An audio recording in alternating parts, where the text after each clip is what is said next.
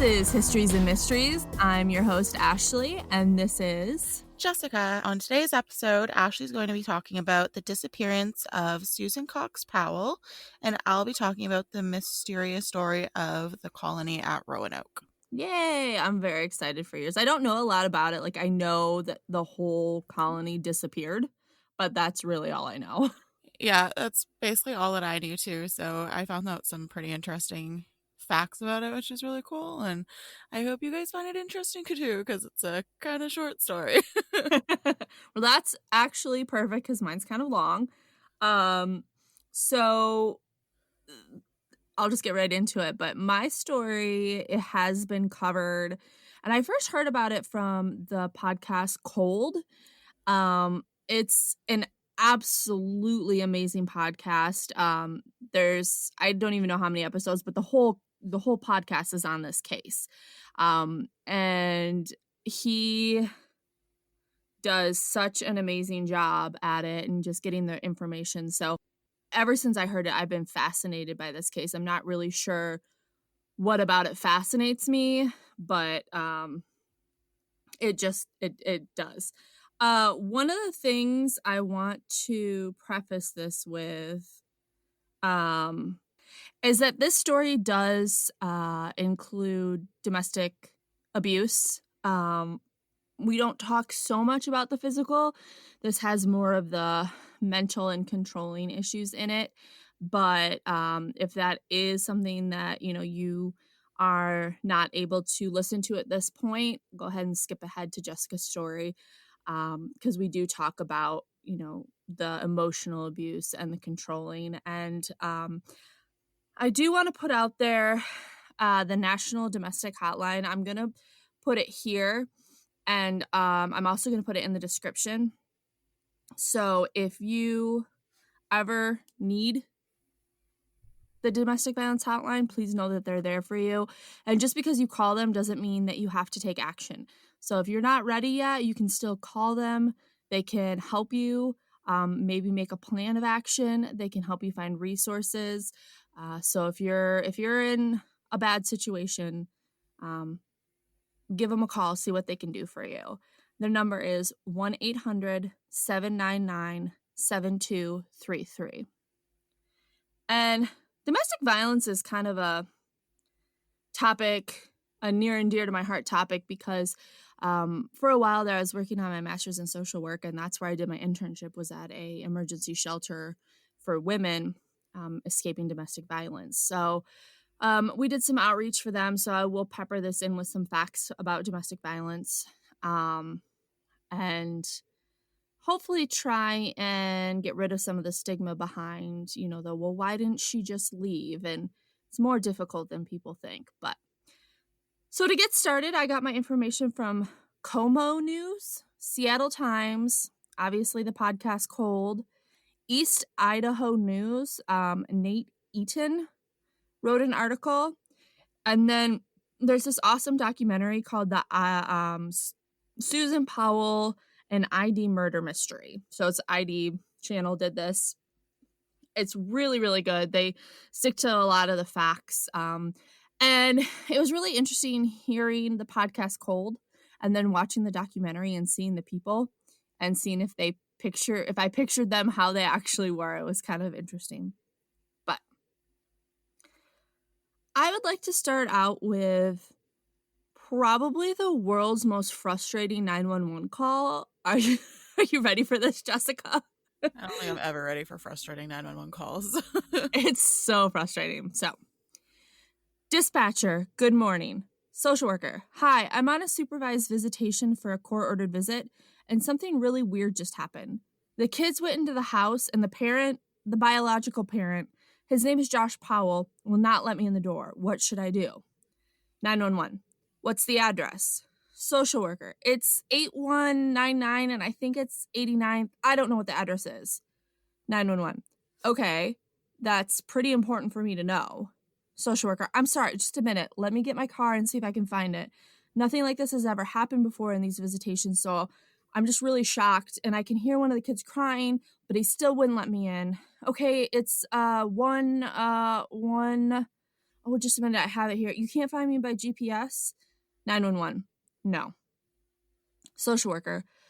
Okay, I still can't find it, but I think I need help right away. He's on a very short leash with DSHS, so that's the Department of Social and Health Services, and CPS, Child Protective Services, has been involved. And this is the craziest thing. He looked right at me and closed the door. Are you there? 911. Yes, ma'am. Just waiting to know where you are. Social worker. Okay, it's 8119 189th Street, Court East, and I'd like to pull out of the driveway because I smell gasoline and he won't let me in. 911. You want to pull out of the driveway because you smell gasoline, but he won't let you in? Social worker. He won't let me in. 911. He won't let you out of the driveway? Social worker. He won't let me in the house. 911. Whose house is it? Social worker. He's got the kids in the house and he won't let me in. It's a supervised visit. 911. I understand. Whose house is it? Social worker. Josh Powell. 911. Okay, you don't live there, right? Social worker. No, I'm contracted to the state to provide supervised visitation. 911. I see. Okay. And who is there to exercise the visitation? Social worker. I am. And the visit is with Josh Powell, and he's the husband of 911. And who's supervising? Social worker. I supervise. 911. So you supervise and you're doing the visit, you supervise yourself. Social worker. I supervise myself. I am the supervisor here. 911. Wait a minute. If it's a supervised visit, you can't supervise yourself if you're the visitor. What the fuck? I know. Social worker. I supervise myself. I'm the supervisor for a supervised visit. 911. Okay, but aren't you the one making the visit, or is there another parent there that you're supervising? Social worker. I'm the one that supervises. I pick up the kids at their grandparents. 911. Yes. And then who visits with the children? Social worker. Josh Powell. Oh my goodness. Gets worse. 911. Okay. So you're supposed to be there to supervise Josh Powell's visit with the children. Social worker. Yes, that's correct. And he's the husband of missing Susan Powell. This is a very high profile case. 911. How did he gain access to the children before you got there? Social worker. I was one step in back of them. 911. So they went to the house and he locked you out. Social worker. Yes, he shut the door right in my face. 911. All right, now it's clear. Your last name, and she provides the information. 911. And what agency are you with? Social worker. Foster Care Resource Network. And the kids have been there approximately 10 minutes now, and he knows this is a supervised visit. 911. How many children? Social worker. 2. Braden is 5 and Charlie is 7. 911. And the dad's last name? Long pause. Oh my goodness. I know. What is with this girl? I don't know. I think actually it was a guy. I think this was a guy, but That makes sense. Don't have any listening skills. Oh. Long pause. Social worker. Powell. Powell. 911. 2 L's? 2 L's at the end of Powell? What in the world? Social worker. Yes. 911. And his first name? Social worker. His first name is Josh. 911. Black, white, Asian, Hispanic, Native. Social worker. He's white. 911. Date of birth? Social worker. I don't know. He's about 39. 911. How tall? Social worker. 5'10", 150 pounds. 911. Hair color? Social worker. Brown. 911. Did you notice what he was wearing? Social worker. No, I didn't notice what he was wearing. 911. Is he alone? Social worker. I don't know. I couldn't get in the house. 911. Are you in a vehicle or on foot? Social worker. I'm in a vehicle. I'm in a Prius, a 2010 Prius. The door is locked. He hasn't opened the door. I rang the doorbell and everything. I begged him to let me in. 911. Please listen to my questions. What color is the Toyota Prius? Social worker. Gray. Dark gray. 911. And the license plate number? I don't know. I can look. So she looks and gets the license plate number. 911. All right, we'll have somebody there looking for you. Social worker. Okay, how long will it be? 911. I don't know, ma'am. They have to respond to emergency life-threatening situations first. The first available deputy will respond. Social worker. This could be life-threatening. He went to court on Wednesday, and he didn't bring his kids back, and really, I'm afraid for their lives. 911. Okay, has he threatened the lives of the children previously? Social worker. I have no idea. 911. All right, well, we'll have the first available deputy contact you. Thank you. Bye.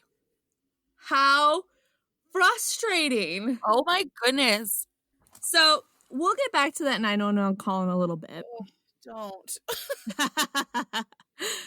Susan Cox Powell was the third child of Charles and Judy Cox. And I'm going to start calling her Susan Cox and leave off the Powell because that douchebag should have nothing to do with her. Exactly. Anyway, from everything I've heard and read, everyone talks about what a beautiful, optimistic person she was and how much she adored her children. She seems like the type of person you'd want in your corner that you'd want to be friends with and hang out with and talk with. Everybody talked about how sweet she was, how outgoing she was.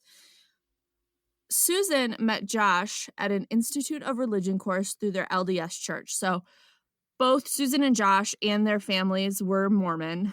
So they were both part of the Jesus Christ of Latter-day Saints church. And the two hit it off right away.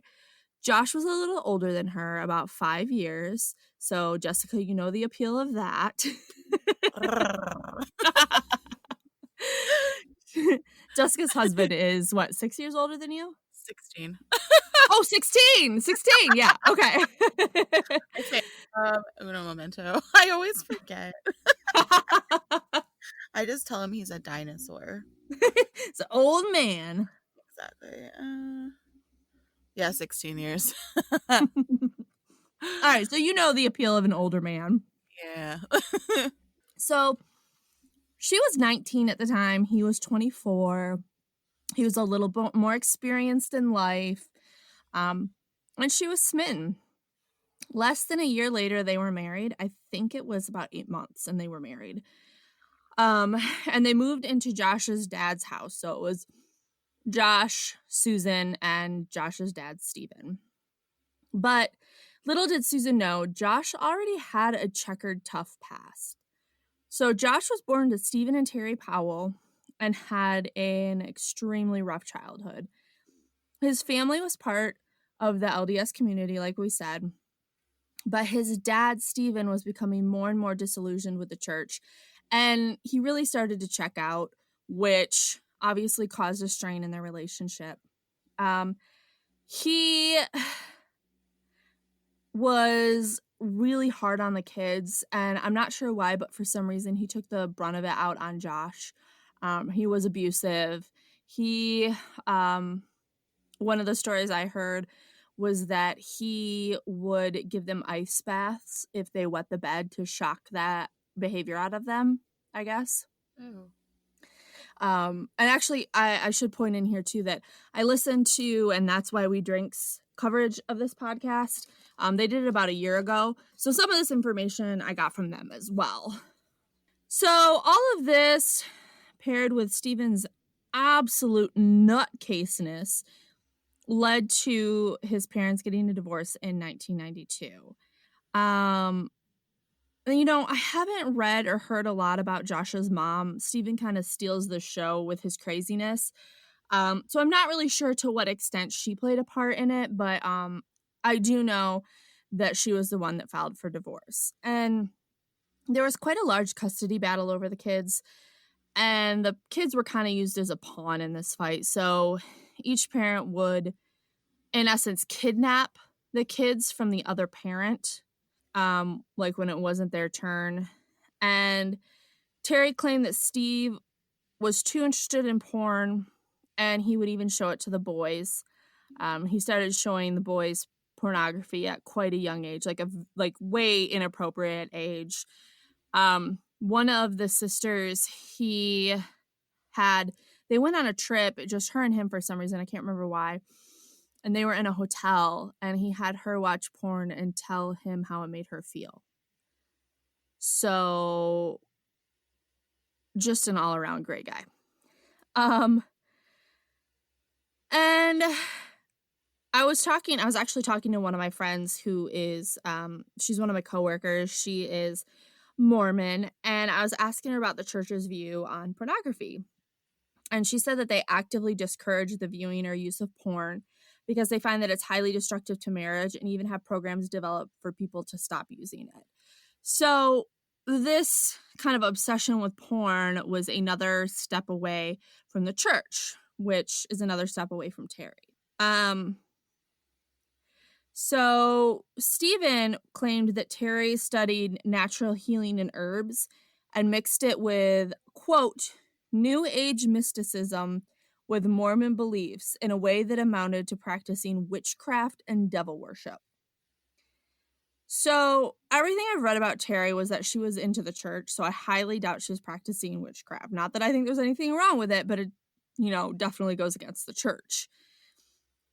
Terry also claimed in the report that Steve was overly harsh in his punishments, especially to Josh, like we had talked about. And Stephen kept a lot of journals, which we will talk about. It'll come back up later. But one of the thoughts that Stephen said wrote about Josh was, at times I have no idea how to handle Josh. He is now a little taller than I and may, with his regular weightlifting, be a little stronger and bulkier than I. I cannot spank him. Spanking didn't even help when he was younger. So, coupled with his strange dad, his inability to handle him, and his dad's over-discipline of young Josh, Josh tried to hang himself when he was about 13 or 14. Aww. Yeah. But the violence was not just directed at himself. He would kill his sister's gerbils. And at one point, when his mom tried to get him to do the dishes, he turned to her with a butcher knife in his hand and said, "Don't push it, Mom." Holy jeepers. Yeah. And this aggressive behavior did not stop there. When Josh was a little older and attending the University of Washington, he met a young lady named Catherine Everett. She eventually moved in with him and his father, and he became extremely possessive of her. He said that if she wanted to visit her family, he had to go with her. She couldn't go alone. She couldn't have any friends, only him. He would have her take out student loans and then sign the check over to him, and he would spend it as he saw fit, not really giving her any of her own money. Eventually, Catherine did get away to visit family in Utah. And you know how, like, when you remove yourself from a situation, sometimes you're able to see it for what it really is? Mm-hmm. That's kind of what happened to her, and she decided that she was not going to go back to Josh, and she actually broke up with him over the phone, and she went back to get her stuff later on when she had a fiance, and he went with her. Oh, good. Yeah, to help her get her stuff back. So Good. yeah. So Josh already had these controlling tendencies when he met Susan, but they were married less than a year after they met, so I don't really know if she would have seen the red flags, that early in a relationship. And she was young. She was naive. She didn't know. She was 19 when they met, And abusers tend to be on their best behavior until they get the girl really roped in, and that's when their abusive behavior starts. So friends and neighbors of the couple said that they loved Susan and they tolerated Josh. They said that Josh was a know-it-all, and it was kind of like one of those things where it's like, if you want to see Susan, you got to put up with Josh. So you take the good with the bad. Yeah. Oh, dear. So they bought where'd I go? Oh. So as I stated earlier, they lived with Stephen for about 2 years. They finally moved out on their own and they bought a house. Susan began a career as a stockbroker and Josh went into IT. Josh would come and go from jobs frequently. He never could hold down a job. Susan was really the main breadwinner because she had a steady job. So they had everything they wanted except children. Susan had always wanted to be a mom. So in 2005, Susan became pregnant and gave birth to a little boy named Charlie. Aw. Yeah. Such a cute name. I thought so too.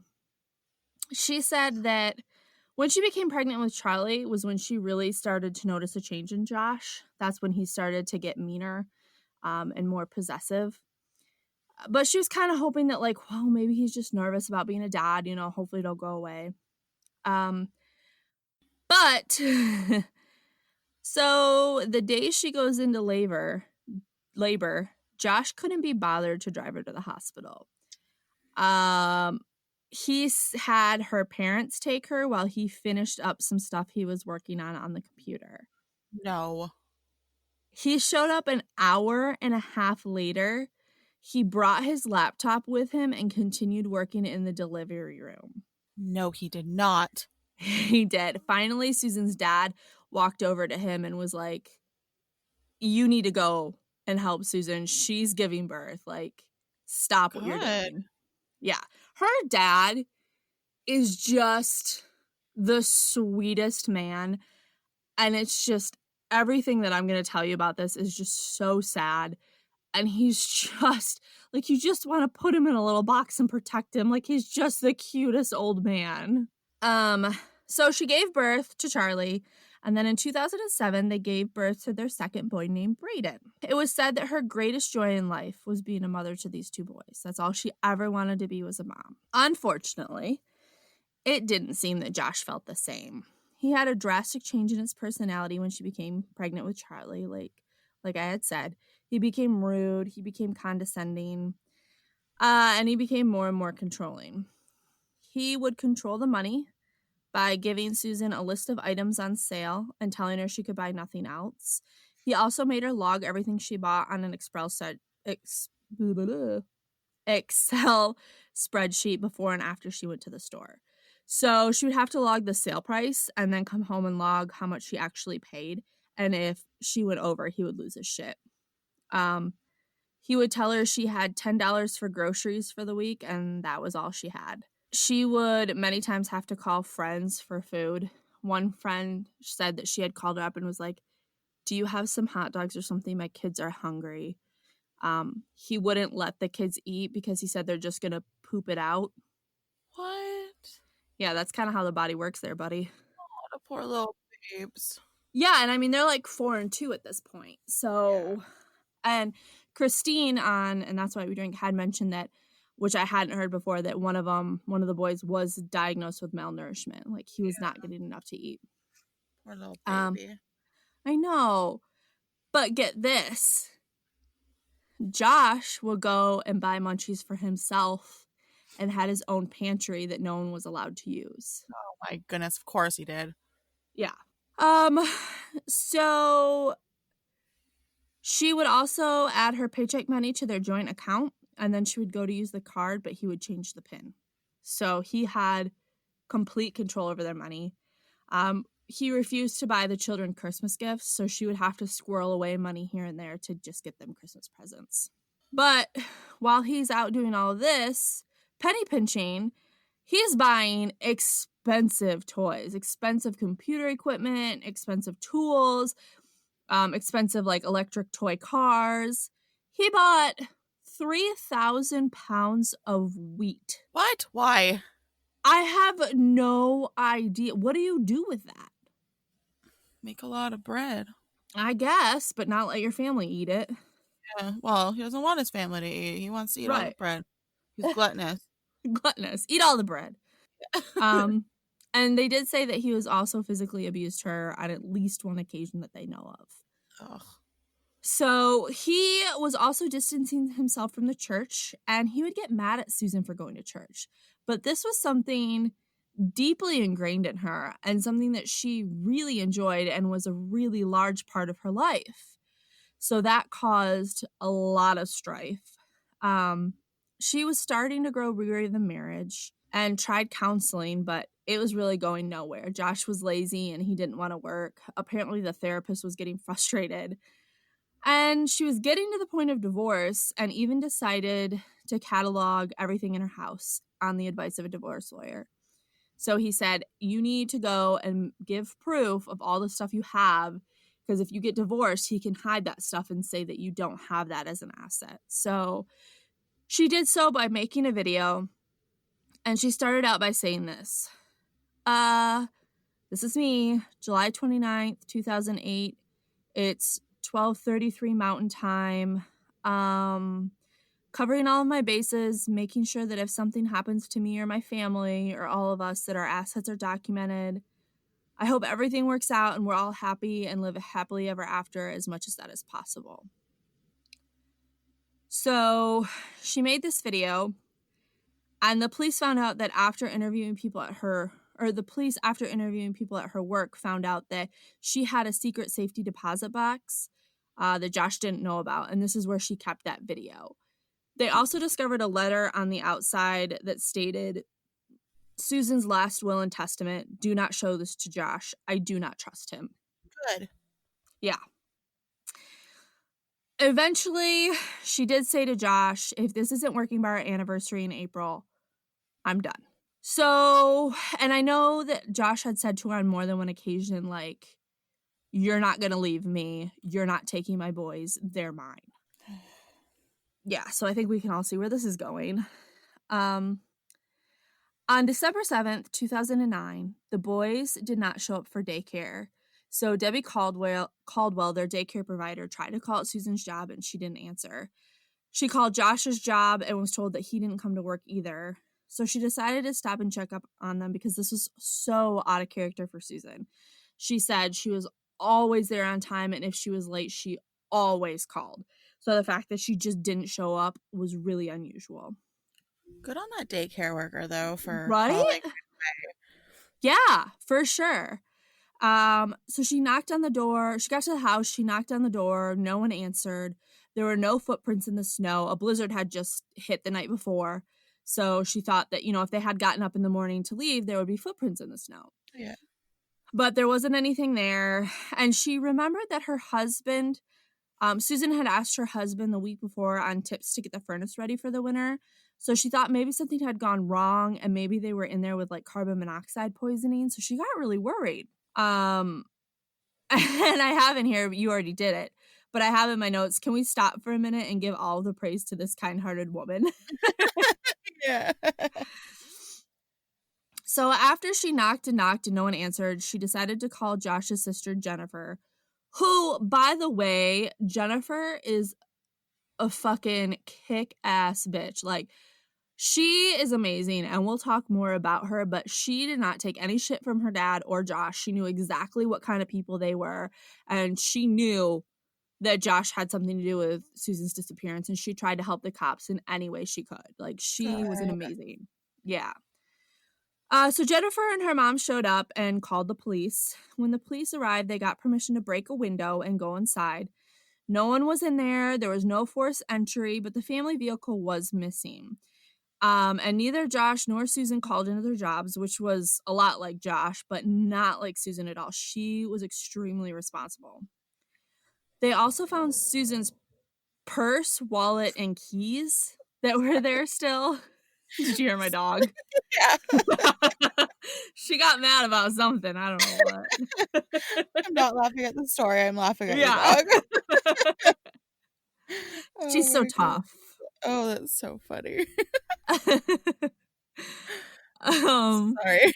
No, you're fine. I'm glad you called it out, so in case they do hear it, they know what it is. Oh my goodness. So they also found Susan's purse, wallet, and keys, and her snow boots were still there. And, this is Northern America in December, and a blizzard had just hit. So why would she go somewhere willingly without her purse, wallet, keys, or boots? Yeah.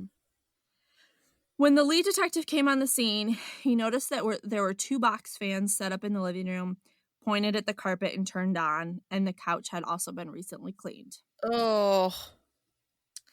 They also found a splatter of blood. They said it looked almost like if someone had a nosebleed and they sneezed. Like it was very small droplets. Ew. Yeah. That's not good. Yeah. So 12 hours since they had started looking, Josh rolls up in the family van. Of course he does. He has the boys with him. Of course he does. But no Susan. His excuse, are you ready for this? Yes. This is the most ridiculous thing. Now, I do want to preface this by saying that he was known as an oddball. People thought he was weird. However, I think this is too odd. I think I remember this. He said his excuse was that at about midnight, he decided to take the boys winter camping.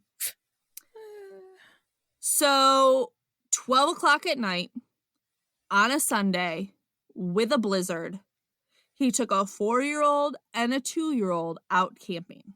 Oh, dear. He claimed he did it all the time and it was completely normal. But then the detective said, well, why didn't you answer your phone? We've been calling you all day. And he said he was conserving his battery because he didn't have a charger. But lo and behold, there was a charger sitting right there in plain sight. Of course there was. That the detective saw. Yeah. Perfect. And so he said, well, do you know where Susan is? And Josh said, she should be at work. And the detective said, nope, come with me. So he brought Josh down to the station and questioned him. Charlie and Braden were obviously there because, Josh didn't have time to find anybody to watch him. He asked him typical questions like, when did you last see her? What was she doing? What time did she go to bed? And he said, so if you had to work Monday, why would you go camping at midnight on Sunday? Yeah. And Josh said that he forgot it was Sunday. Oh, my goodness. He thought it was Saturday. Turd face. Right. Susan goes to church on Sunday. So it's a pretty, it's not like they didn't do anything all weekend and, he got his days mixed up. Every Sunday, Susan goes to church. You know that's Sunday. Yeah. And he did not seem concerned at all about Susan. You could actually watch his interview with the detectives. And he's just sitting there he does not care. They asked if he could search his minivan. He said yes. In there, they found a generator, a humidifier, sleds, a tote with camping equipment. I have in my notes, fine. And they asked him to come back tomorrow, but this time without the kids so they could question him a little bit easier. Yeah. Meanwhile, friends of Susan's were calling everyone they knew to see if anyone knew where she could be. One friend, Giovanna Owens, was with them the night before. So apparently her and Susan would get together once a month and they would knit together. And that day, Josh was in the kitchen making pancakes, which he never did. He did not cook. He did not do the dishes. That's weird. But so for some reason that day he was making pancakes. And Giovanna, I hope I'm saying her name right. It's Jovonna. So I think it's Giovanna. Yeah. Said that he was very careful in his portioning and setting them out for the right people. And after they ate, Susan said that she was not feeling well and decided to go lay down. So Giovanna left. Yeah. So back at the police station the next day, the detective was asking him similar questions like, is she at risk? Do you think she's okay? What do you think her well-being is right now? And Josh said, I'm beginning to think possibly not good. Now, let me remind you that she's been missing for 2 days at this point. And it's winter, right? And they just had a big blizzard and... Yes. Okay. So he answered with a lot of, I don't know, I don't remember, or literally said nothing. And Josh was known for being very outspoken, very opinionated. So this was real out of character for him to just say nothing. He didn't ask how he could help. He didn't seem concerned. He kept bringing up, he was more mad that the police broke a window because the daycare provider had a key. And he was obsessed with that window. Your wife is missing. And all he keeps saying is, I don't understand why they broke that window. They didn't have to break that window. Oh my goodness. What is wrong with you? And finally, the detective said, what do you think happened to her? And Josh said, I just don't know. I mean, you can sit and speculate, but I don't have any clue. Of course you don't. Right.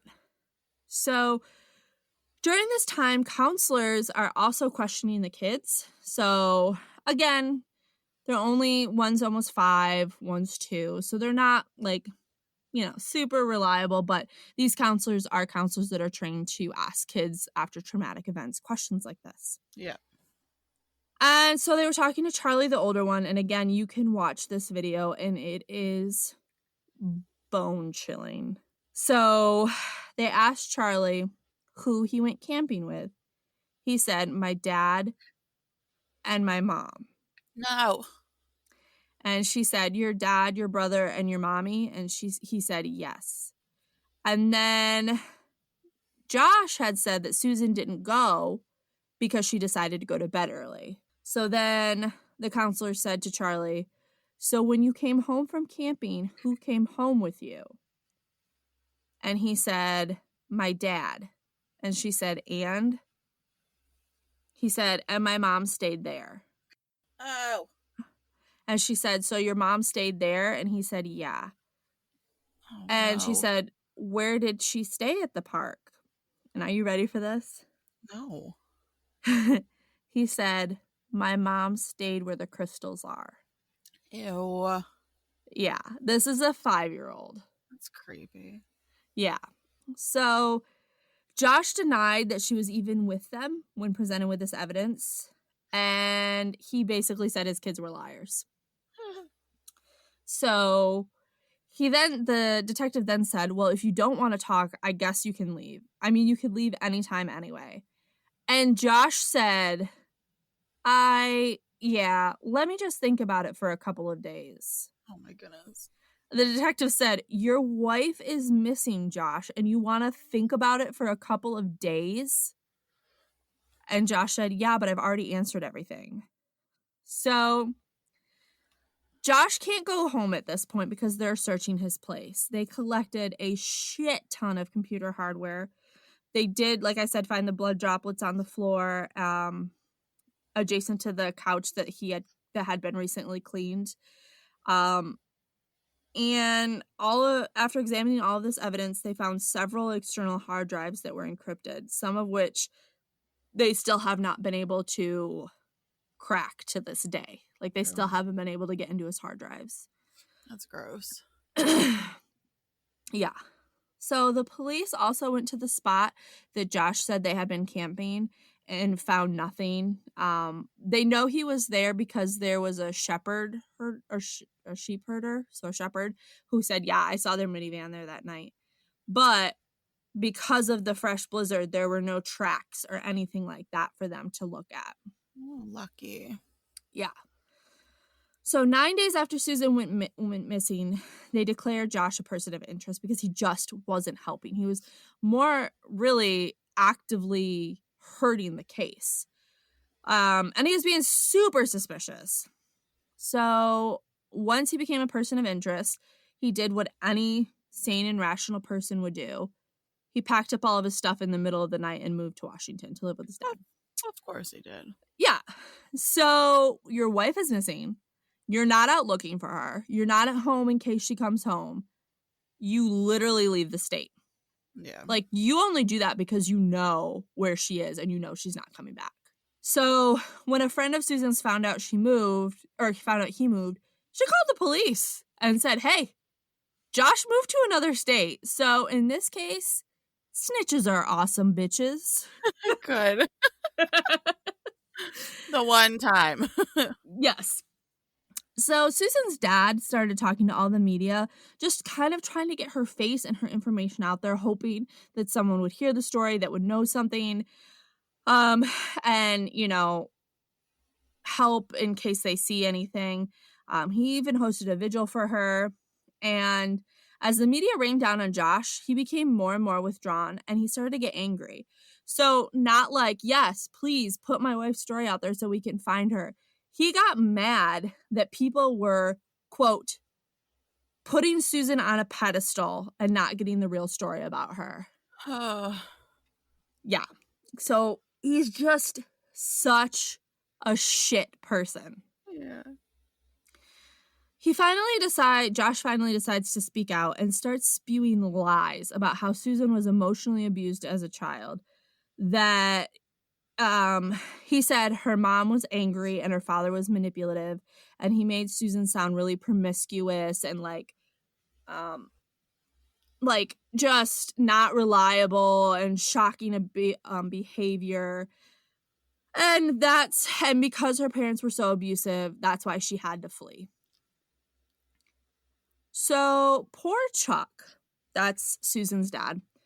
Her mom was very involved as well, but she didn't talk to the media as much, so we just know Chuck a little bit better. But poor Chuck is missing his daughter, and his daughter's husband is spewing these lies about him and Susan. Yeah. And he's such a good, you could tell he's just such a good dad, and it just makes me hurt for them. And then Josh builds a website. Josh and his dad, Steven, build a website, and they make this stupid claim that Susan ran off to Brazil with this other guy who disappeared from Salt Lake City around the same time she did.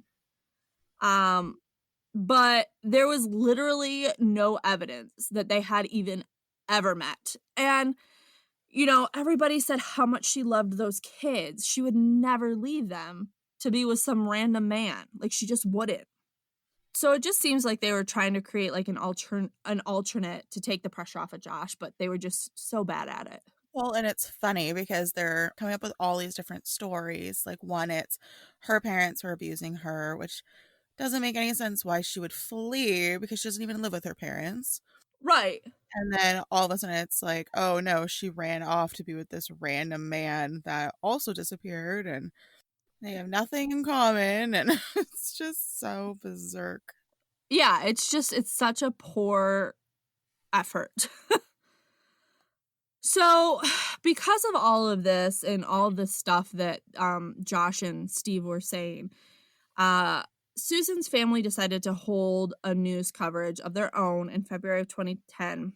And this is where they kind of finally revealed all the abuse that Josh had done to Susan. Her parents didn't know a lot of it because she said she didn't want to stress them out, so she didn't tell them a lot, but her friends knew a lot about it. So, they went on to talk about the abuse and, how they think he did it. It was no longer trying to hold a united front. It was now the Powells versus the Coxes. After the news conference was released, a man named Scott Hardman called the police with a tip. He said that he and Josh had a conversation at a Christmas party the year before Susan went missing. About Josh's theory on the best way to dispose of a body. Oh. Yeah, he said, and I don't think he's wrong, he said the best way to dispose of a body would be to put it down a mine shaft. Because Utah is full of mine shafts. Some of them are very unstable, so you can't go down them. So it is really a good spot to hide a body. Yeah. So because of this, police searched the mines, and they did find a mine that someone had recently poured gasoline down, so they couldn't get down there because of the fumes. Other than that, they looked for 6,000 man-hours, but couldn't find anything. At this point, are you ready to be more mad? Probably. At this point, Josh files a restraining order against Chuck Cox. No. Yeah, to stay away from the boys. What a brat. Yeah. So the police obviously were on Chuck's side because they were trying to catch Josh. So they had encouraged Chuck to hold a public event, hoping that it would make Josh say or do something stupid. And so they decided to do the honk and wave. So it's where you kind of stand on a street corner with pictures and ask motorists to honk and wave. It's to raise awareness so people see your face, kind of hear their story. And this is where it gets really weird. So on August 20th, 2011, they decide to do the honk and wave. TV crews come out, to document it. And so they got this whole exchange on camera. So Steve Powell comes rolling up saying that he wanted to get a picture of Chuck because he can't be there because he's violating his restraining order because Josh shops at a nearby shop. Chuck has the restraining order document with him, and it says that he could shop wherever he wants. Stores are not a part of it. He just can't approach Josh if he sees him. Yeah. The reporter says, well, isn't you guys coming here ignoring the restraining order? Because both Josh and the boys were here too.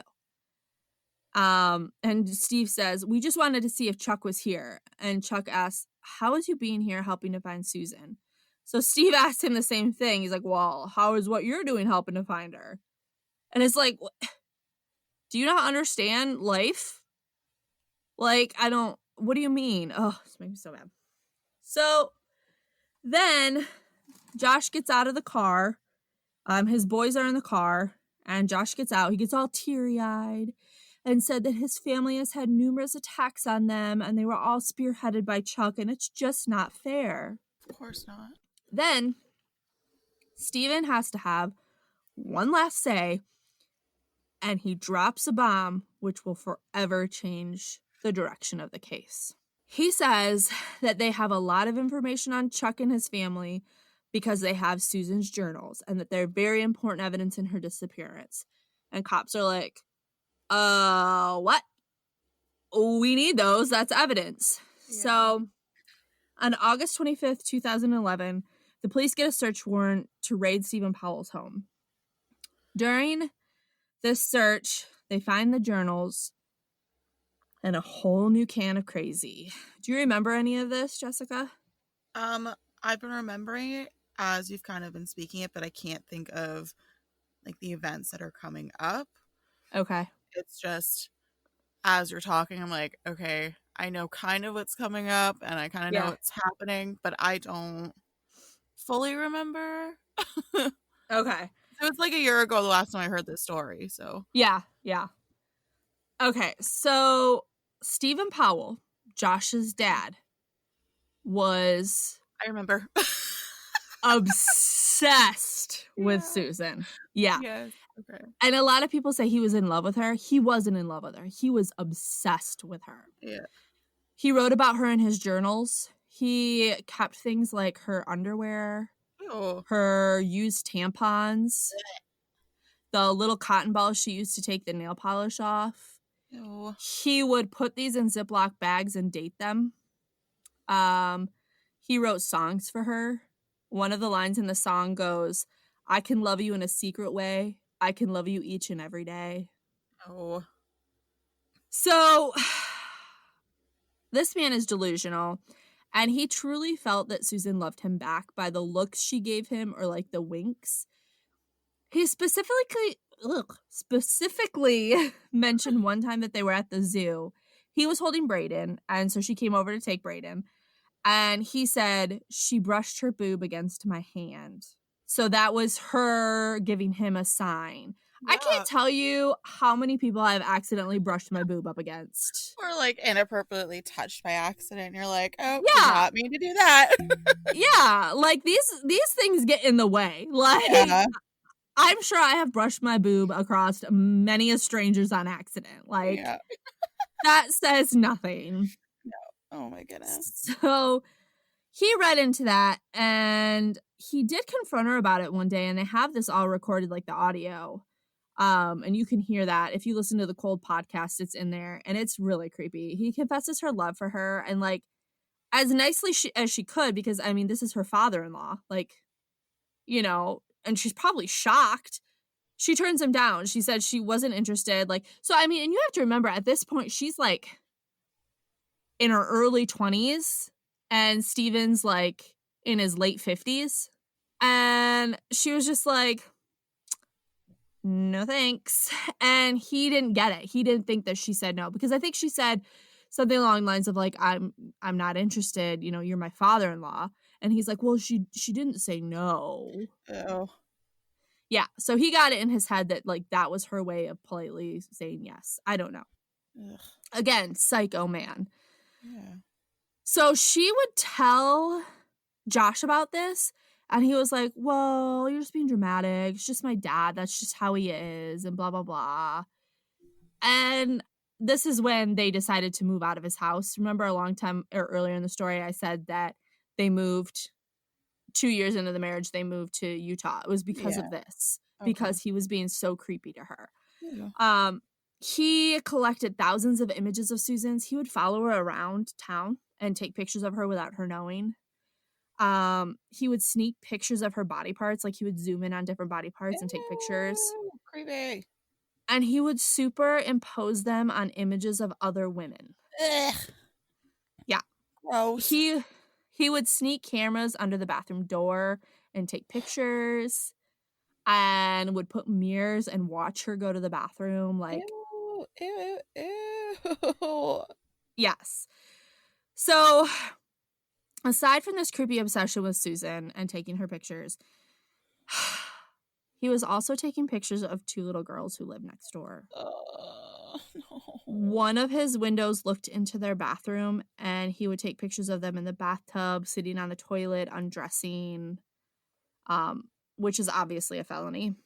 Yeah. So they arrested him for child pornography and voyeurism. Good. Yeah, and so this evidence allowed the Cox family to get a temporary custody order, because he lived in the same house as Josh and the kids. And with all that around there, it's not a safe environment for them to be in. So they got temporary custody order, which pissed Josh off. On a side note, Stephen was found guilty of that crime, and he was only sentenced to 30 months. Ugh, gross. That's it. That's Yeah. gross. So they did question Stephen when they got him arrested for that. They thought, okay, well, we can break him. And so they questioned him a lot. And I truly, truly, truly do not think that he had anything to do with the disappearance of Susan. He at one point said that he still held out hope that she would come back and be with him. Steven said that? Yeah. Gross. Yeah. So I truly don't think he knew anything about the disappearance. I think Josh kept it from him, knowing his obsession with Susan. Yeah. So at this point, neither Steve nor Josh are talking to the police. The police have that letter from Susan's safety deposit box, that video, but nothing else really to go on to charge Josh. So it wasn't a lot of great evidence. So they hadn't arrested him yet, and this will kind of come back to haunt them, and this kind of causes a lot of debate between the different police departments on if they should have arrested him or not. I mean, hindsight's 2020, right? Like, you know what you know now. Yeah, you would have arrested him, but at the time they didn't really have a case. So in late 2011, they were able to de-encrypt, unencrypt. I don't know what the proper word is. I think it's unencrypt. Okay, they were able to unencrypt part of Josh's computer, and found his internet browsing history. In this history, it showed that he was looking into a certain mountain in the area, which was about 35 miles from where he said he went the night Susan vanished. So, yeah, police went all out trying to find Susan in this mountain. They brought cadaver dogs and everything, and the cadaver dogs did indicate on a location where something was burned. There was some charred wood left in what looked like a really shallow grave. And they sent the wood out to determine if there was any DNA evidence, but the results were inconclusive. Oh. Meanwhile, this is so crazy. In Boulder, Colorado, a police officer who specialized in satellite imaging gets a call from a man. So, okay, the ID documentary said that it was a police officer. In the podcast Cold, I'm pretty sure they just said it was like a researcher that did like satellite imaging. So I'm not really sure which one it is. I would think I would go with Cold, because he's the guy who did it is a journalist, and I mean he spent years researching this. So either way, someone who specialized in satellite imaging got a call from a man asking for a satellite image of a salvage yard where he disposed of his car to determine if the car had been destroyed or not. This man was Michael Powell, Josh's brother.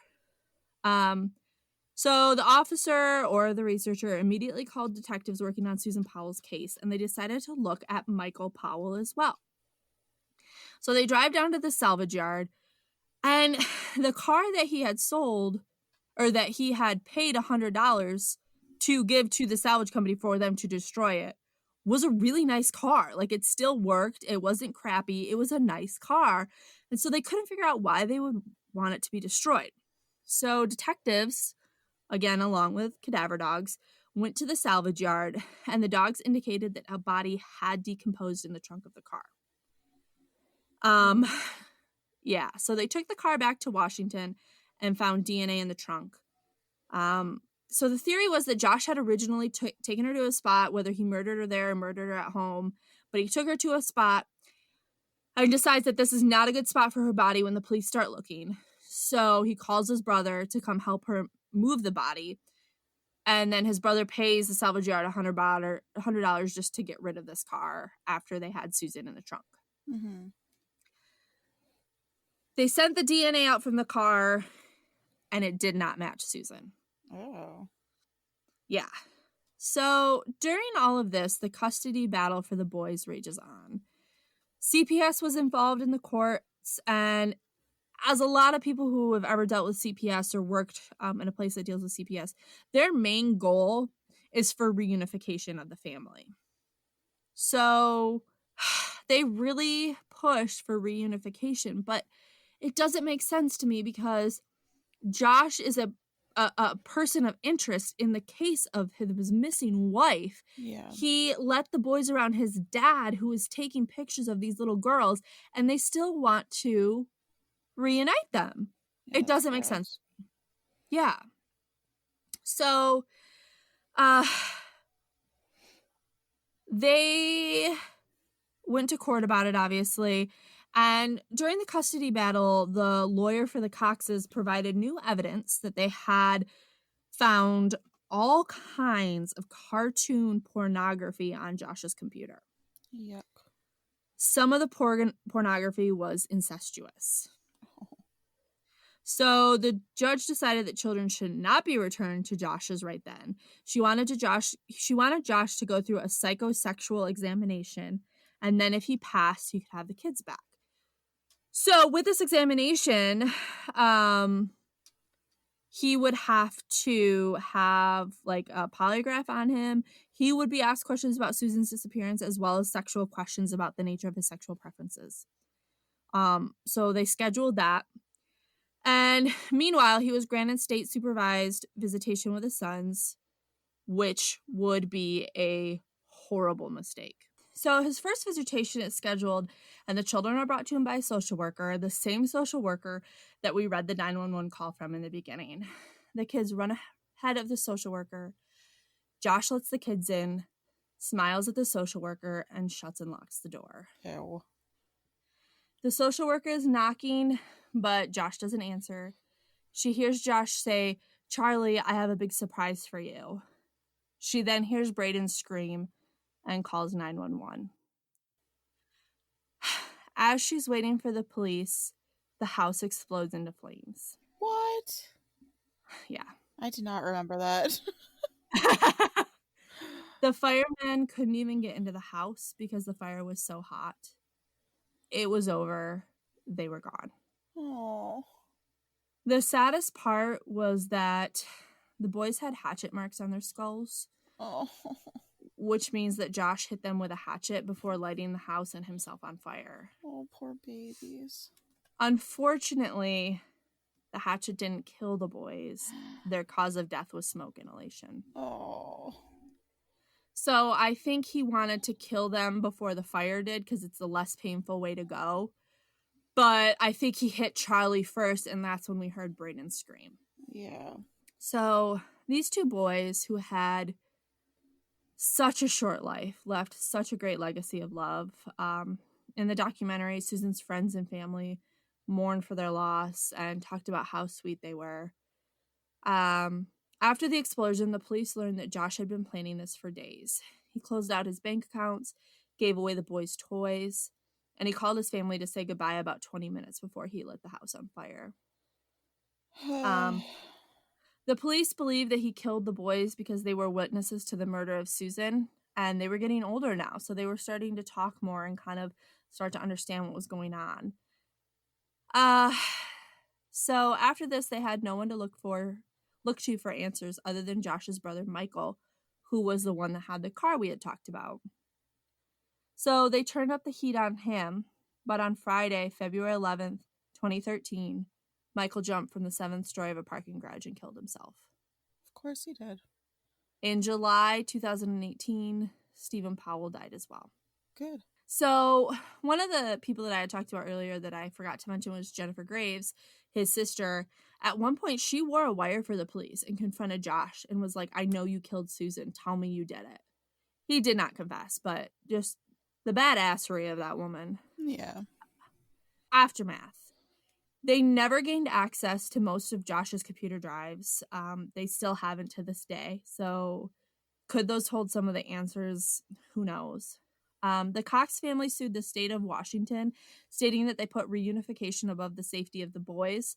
The jury deliberated for 2 days and ruled that it was negligence in the part of the state of Washington, and they awarded the family $98.5 million. Holy. Yeah. Susan's body has still yet to be found, but they do hold out hope that one day they will find her and be able to bury her properly. I bet you that 911 operator feels like an absolute A-plus jerk. He does. They did an interview with him and he was feeling real bad. Good. I didn't listen to it, but I do know that he felt bad. But Mm. yeah, so if you guys want to hear more about this case, there's so much more to it, but obviously we're already at like almost an hour.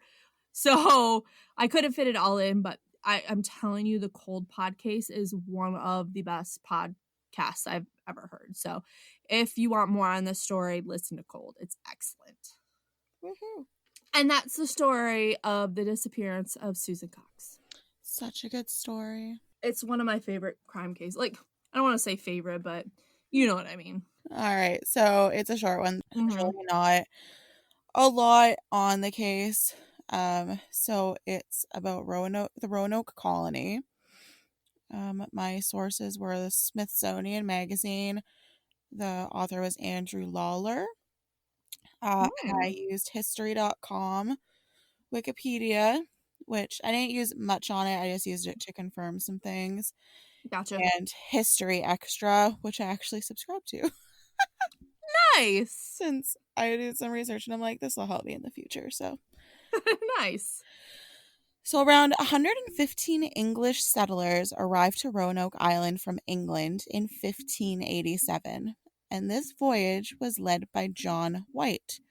He was a gentleman artist and a friend of the Elizabethan explorer Sir Walter Raleigh, or Raleigh, I don't know.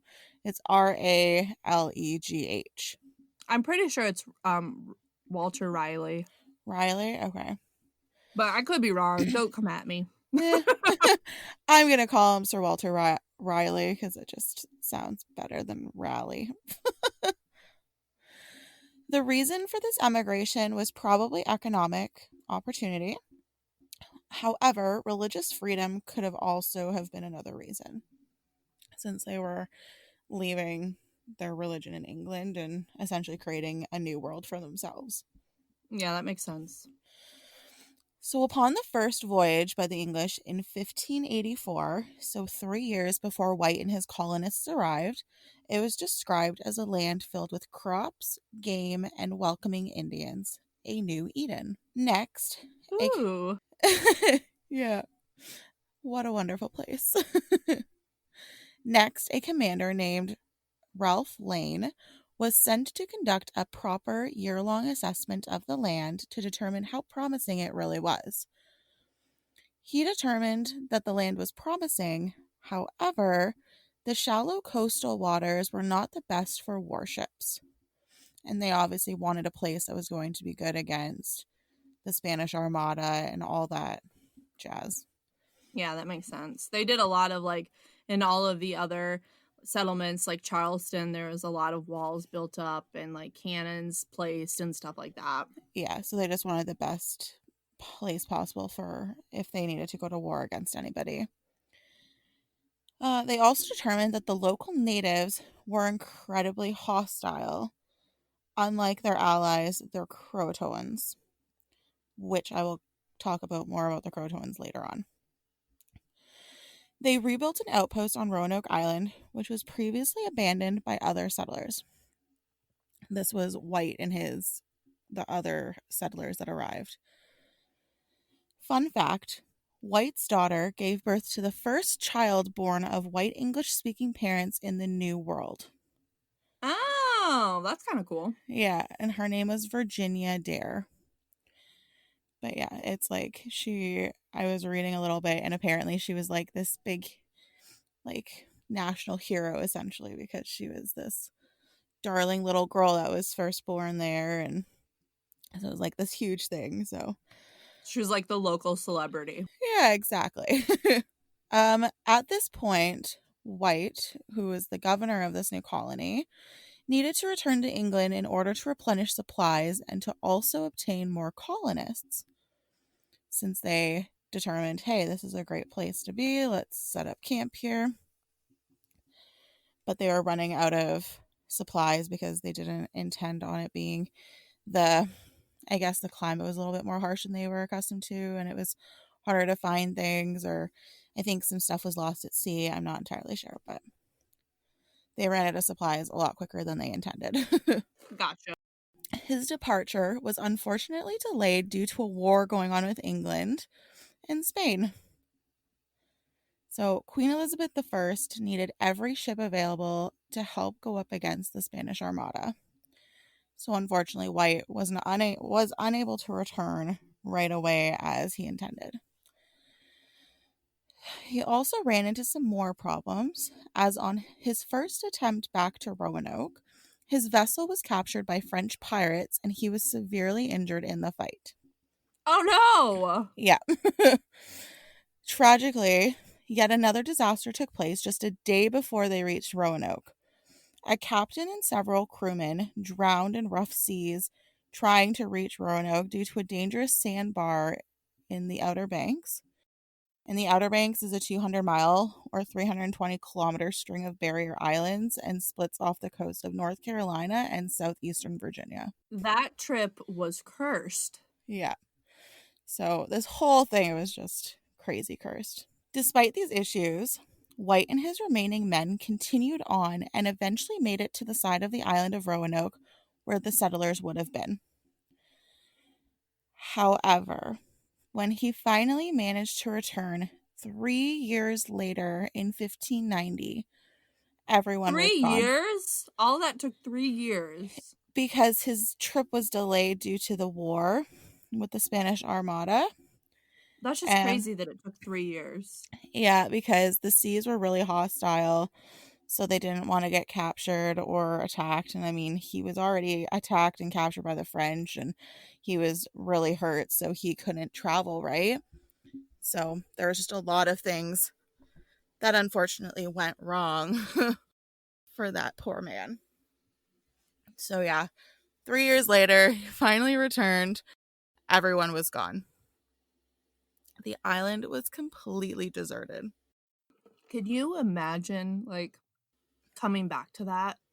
No, it would be really upsetting because, I mean, at the time, like, they didn't have cell phones, and the only way to get a letter there was for someone to get on a ship and do it, so nobody could do that.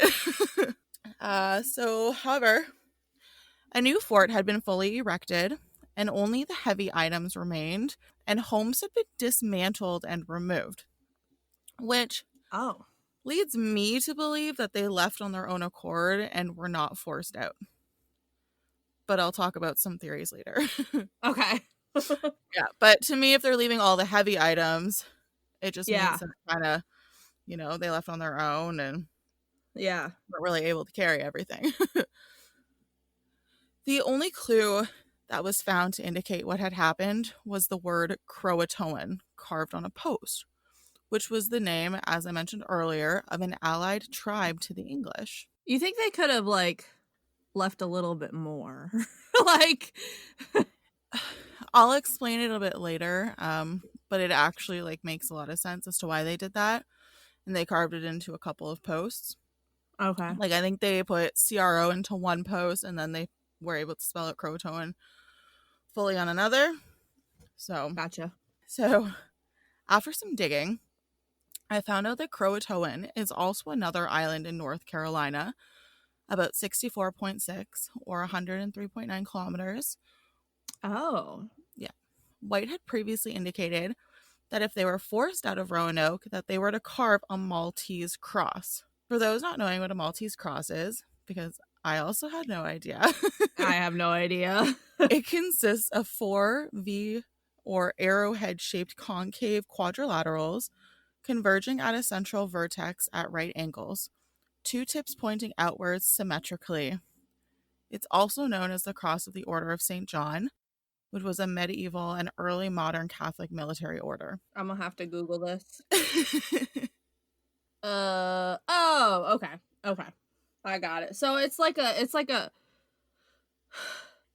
4 triangles that are pointing to each other. Oh, you know what it's like?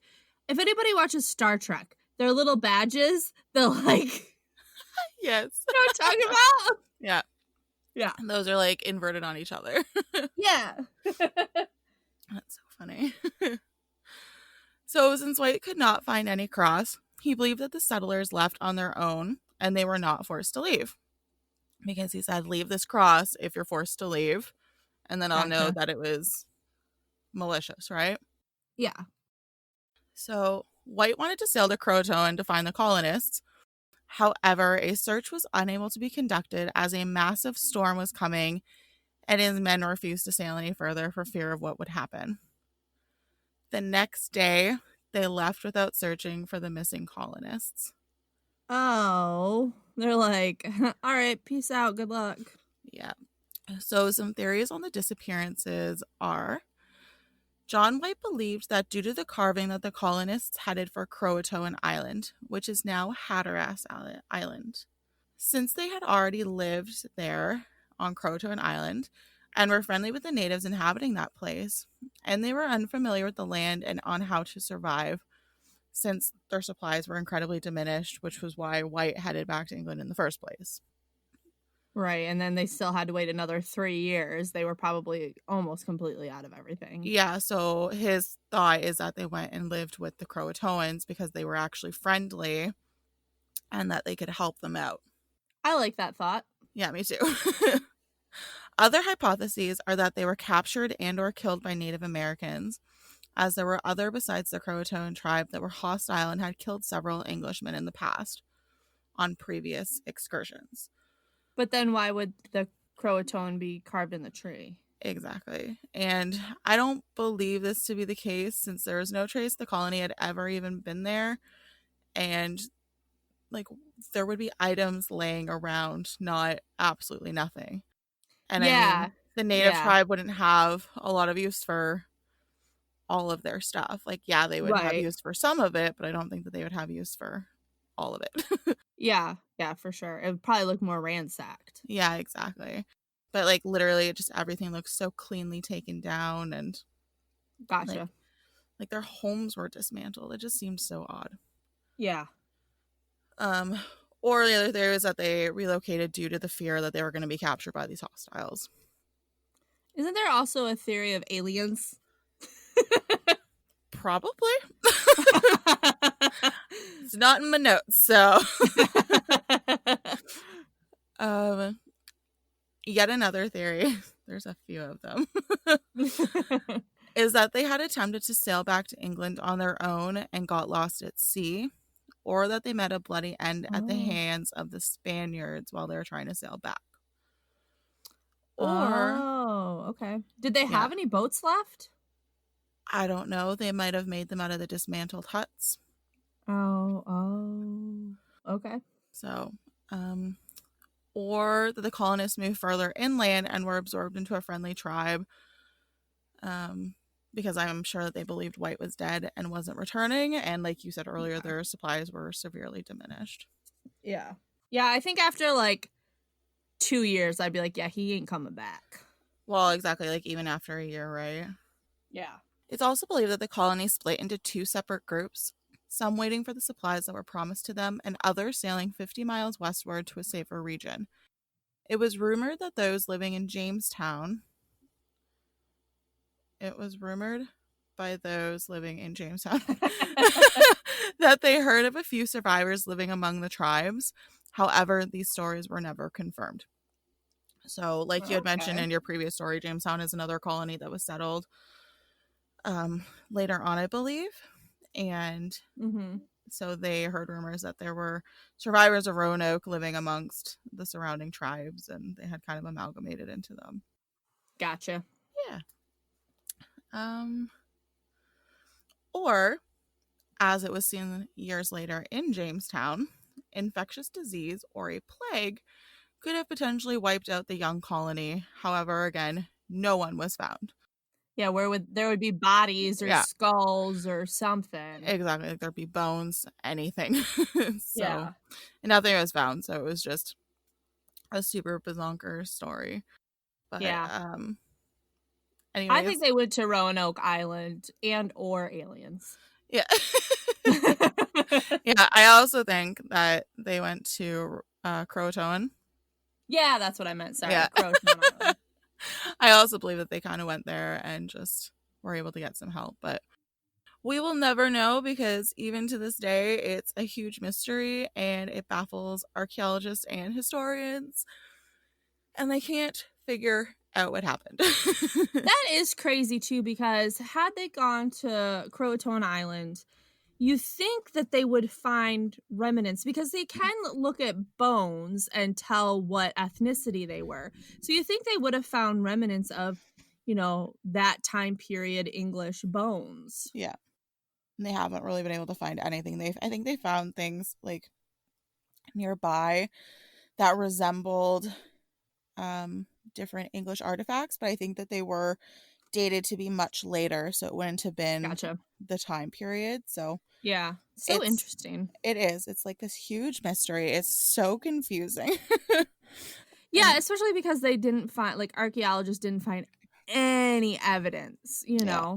Yeah, it's just like this fort was newly erected because there was an old fort there and they just kind of like rebuilt it and like everything was just gone. It was crazy. So, Yeah. um Yeah. anyways, that is unfortunately all I could find on Roanoke. That's okay. I still really liked it. It's really interesting, and like you said, it's just crazy that Yeah. it's such a mystery still. With Yeah. all the stuff that we have, like all the technology we have, all the archaeological advancements we've made, like we still can't figure this out. It's crazy. Yeah, and it's so sad because White spent 3 years trying to get back to his family and he never saw them again. That is really sad. I didn't even think about that piece of it, but yeah. Yeah. So, but although that story's over, I figured I would throw some really fun facts about Queen Elizabeth I because Ooh. she was mentioned during the story. She was the one that needed all the warships for the war against the Spanish Armada. She Yeah. had originally sent the first explorer to Roanoke before John White and his settlers arrived there. So I found some really interesting facts about her and I thought I would share them because I also thought they were really interesting and some of them were kind of She's funny. a fascinating woman. Yes. I didn't know much about her because I'm more into like ancient history. See, and So, that's my time period, is that Queen Elizabeth, Queen Mary, like the Tudor dynasty. mhm, That's my jam. yeah. So a lot of this was new to me, which is kind of cool. Which is like why I really enjoy doing this podcast. I learn a lot of new things, Yeah. which is fun. Yeah, for sure. So she was the daughter of Henry VIII and his second wife, Anne Boleyn. I'm fascinated with Henry VIII. I have watched every documentary there ever has been about him. And if you ever get a chance to watch The Tudors, it is one of the best shows I've ever seen. Yeah, all I know is that he had a lot of wives and he murdered a bunch of them. Yep, he really did. Yeah. So, she was known as the Virgin Queen who saw herself wedded to her country. She also Mhm. ruled with stability for almost half a century over England and Ireland, which Yeah. I did not know. Back in the day, that's an insane long time. Yeah. She defeated the Spanish Armada in 1588, which gave her legendary status amongst her people and which allowed John White to return to his family. Oh. Poor guy. She was never actually meant to be queen. She was third in line for the throne behind her brother and older sister. Her brother died from tuberculosis at the age of 15 after only reigning for 6 years. and her sister only reigned for 5 years. She was also actually deemed illegitimate, as it was claimed that Henry VIII and Anne Boleyn's marriage was declared invalid. Her stepmother, however, Catherine Parr, reinstated her status, therefore allowing her to become queen, which is pretty awesome for a step-parent. Yeah, for sure. She also had no spouse and no children. Nope. She did have a lover, Yeah. but he ended up betraying her, and that's when she said, "You know what? Screw men. I'm married to my country." I talk about them in a couple lines, but I didn't Oh, know I'm that sorry. No, that's okay. I didn't know he screwed her over, so you can maybe tell me which one when I get there. Okay. She was just as flirtatious as her mother was, and she loved surrounding herself with handsome men. It is not known if she was truly a virgin, as she had an alleged lover, Robert Dudley, Earl of Earl of Leicester. I almost pronounced it wrong, even though I have in brackets pronounced Leicester directly beside it, because I'm like, I know I'm gonna butcher that. Yeah, that was the one that like kind of screwed her over a little bit. Yeah, the Earl of Leicester, which is Mhm. spelled Leicester. That is not how you say Leicester, you crazy English folk. No offense to the less than 1% of the United Kingdom listening to us. Yeah, we got United Kingdom now and the Woo! Philippines. Yeah, it's super exciting.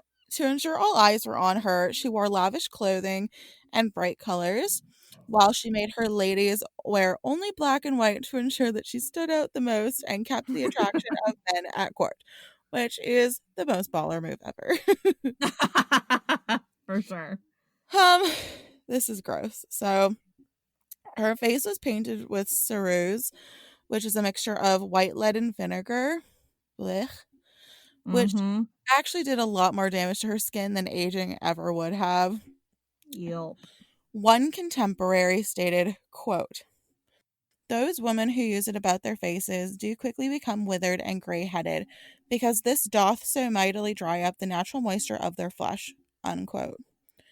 She actually aged into a balding, frail woman with black, rotten, and foul-smelling teeth, scarred by pox, crippled with headaches, me, and plagued, Same. yeah, and plagued by bouts of depression.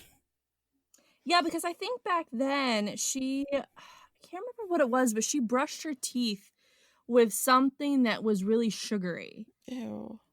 I can't remember what it was, but it was like basically it rotted her teeth out. Look it up, because that sounds gross. I'm gonna. Because, like, they didn't really know much about dental hygiene back then. Yeah. So it says that her affection for sweet treats became so pronounced that she demanded they be served with every meal. Okay, so the Tudor toothpaste is what it was called, was made of legit just sugar. Oh. That makes sense. Yeah, so she brushed her teeth with sugar. Super. I'm sure it was like a sugar paste, Mm-hmm. but yeah, it was just straight up sugar. Interesting. And the last point I have, which brings an end to my short story. Which is great because I'm exhausted and I want to go to bed. She authorized the execution of Mary, Queen of the Scots, who was her first cousin once removed, in 1587, which is the same year that John White arrived on Roanoke with his new colony. Oh, interesting. Yeah, so that is my story on Roanoke with the side action of Queen Elizabeth I. Loved it. And I'll probably do a Henry VIII story, and you'll hear a little bit about her in that too. I'm But gonna like I said, add that that's to my my jam. list. Jessica's very organized and keeps a running list of the stories we want to do. I am very not organized, so I just keep asking you to send me the list. I am irritatingly organized. Well, it helps me, so. Henry VII. 5, 6, 7, 8. VII. Yeah. So if you guys want more of us lovely ladies, you can check out our social media. We have our Facebook, which is Histories Ampersand Mysteries. You can find us on Instagram, which is Histories and spelled out A&D Mysteries. Or you can email us at histories spelled out A&D Mysteries 515@gmail.com. We are always happy to take any requests, any thoughts. Obviously we're still a new podcast, so any, critiques or anything like that, we would love to hear. And we thank you for listening to us this week, and we look forward to bringing you 2 new stories next week. Bye. Bye, guys.